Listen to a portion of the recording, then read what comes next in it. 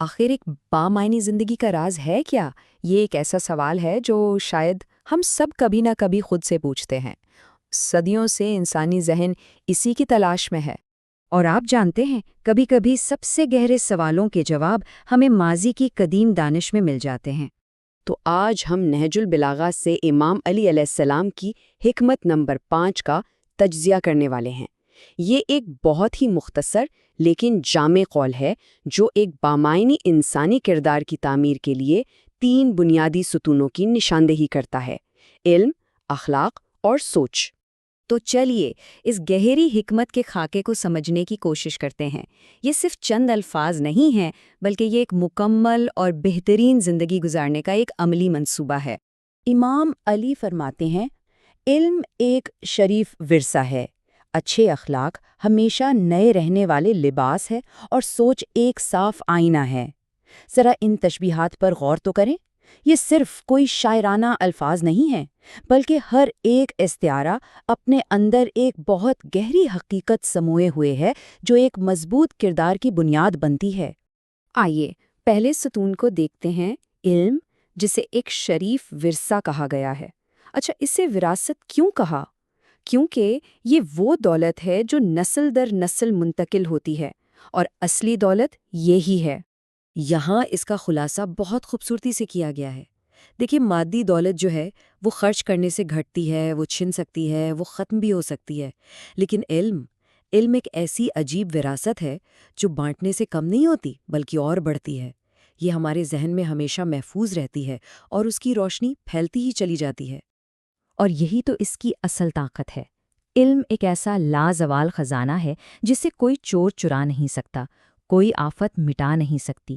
یہ ہماری شخصیت کا حصہ بن جاتا ہے اور ہمیں صحیح اور غلط میں تمیز کرنے کی بصیرت دیتا ہے۔ لیکن صرف علم حاصل کر لینا کافی نہیں۔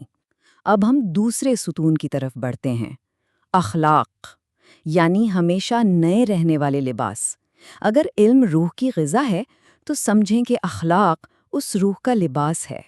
علم اگر اچھے اخلاق کے بغیر ہو تو وہ ایک بے لباس جسم کی طرح ہے جس میں کوئی خوبصورتی یا وقار نہیں ہوتا۔ اخلاق ہی تو وہ زیور ہے جو علم کو قابل عمل بناتا ہے اور شخصیت کو قابل احترام بناتا ہے۔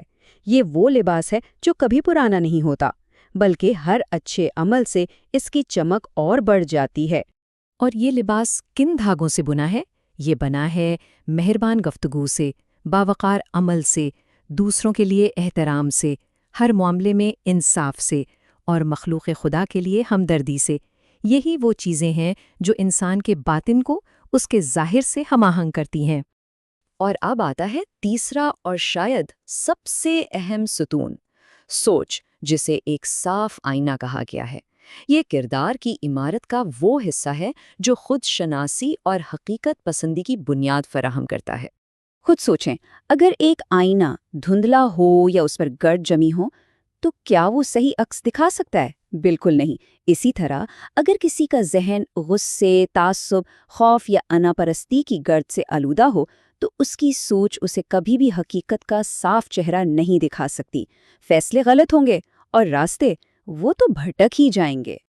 اس کے برعکس، جب سوچ کا آئینہ صاف اور شفاف ہو، پرسکون ہو، تو یہ نہ صرف باہر کی دنیا کی حقیقت کو صحیح طور پر دکھاتا ہے بلکہ انسان کو اس کے اپنے اندر کا عکس بھی دکھاتا ہے۔ اور یہی وہ لمحہ ہے جب خود شناسی کا اصل سفر شروع ہوتا ہے۔ تو اب ان تینوں ستونوں کو ایک ساتھ جوڑ کر دیکھتے ہیں، علم، اخلاق اور سوچ۔ یہ مل کر ایک مستند اور مکمل کردار کی تعمیر آخر کرتے کیسے ہیں؟ یہ ایک بہترین چکر ہے۔ دیکھیں، صاف سوچ یعنی ہمارا آئینہ ہمیں صحیح علم حاصل کرنے میں مدد دیتی ہے۔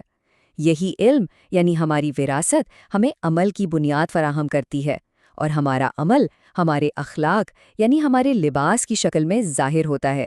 جب یہ تینوں چیزیں ایک ساتھ کام کرتی ہیں تو ایک ایسی شخصیت وجود میں آتی ہے جو مضبوط بھی ہے اور خوبصورت بھی۔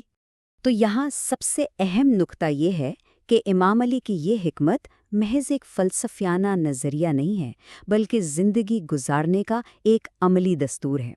اس کا مقصد صرف اسے جاننا نہیں بلکہ اس کے مطابق جینا ہے۔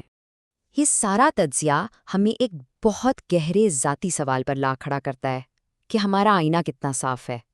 کیا ہماری سوچ ہمیں حقیقت دکھا رہی ہے یا صرف ہمارے اپنے تعصبات کا عکس؟ اس پر غور کرنا ہی دراصل تبدیلی کا پہلا قدم ہے۔ اگر اس حکمت نے آپ کو بھی سوچنے پر مجبور کیا ہے تو نہج البلاغہ کی اگلی حکمت کے تجزیے کے لیے ہمارے ساتھ رہیے اور ہمیں فالو کریں۔